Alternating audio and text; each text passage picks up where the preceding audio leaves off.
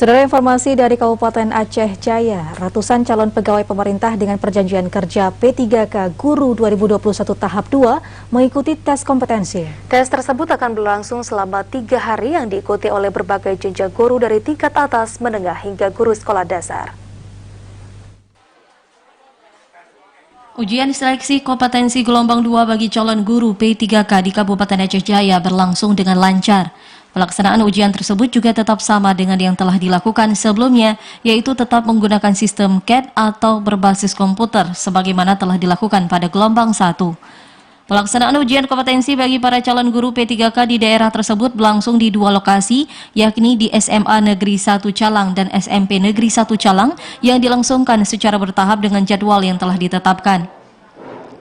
Pihak panitia memastikan tes uji kompetensi yang dilakukan untuk para guru tersebut tetap menerapkan protokol kesehatan secara ketat seperti memakai masker, harus ada surat bebas COVID-19 dan sertifikat vaksin minimal vaksinasi dosis pertama. Kepala Dinas Pendidikan Aceh Jaya Abdul Jabar mengatakan dalam tes kompetensi pada gelombang kedua diikuti sebanyak 574 peserta yang sebelumnya pada gelombang pertama berjumlah 612 peserta.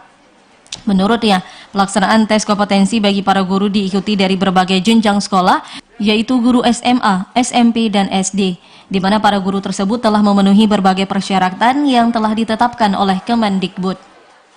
Alhamdulillah, sekarang tiba saatnya untuk mengikuti tes P3K tahap kedua, yaitu dilaksanakan pada tanggal 7 sampai tanggal 10. Mengenai persyaratan sama seperti tahap 1. Kepala Dinas Pendidikan Aceh Jaya berharap ujian gelombang kedua bagi guru P3K bisa berlangsung dengan lancar. Untuk itu, dirinya mengharapkan kepada seluruh peserta yang mengikuti tes kompetensi guru P3K bisa menyiapkan berbagai peserta yang diperlukan, salah satunya swab antigen dan vaksinasi COVID-19. Dan jika 2 hal tersebut tidak dipenuhi, maka para peserta tersebut tidak bisa mengikuti ujian kompetensi.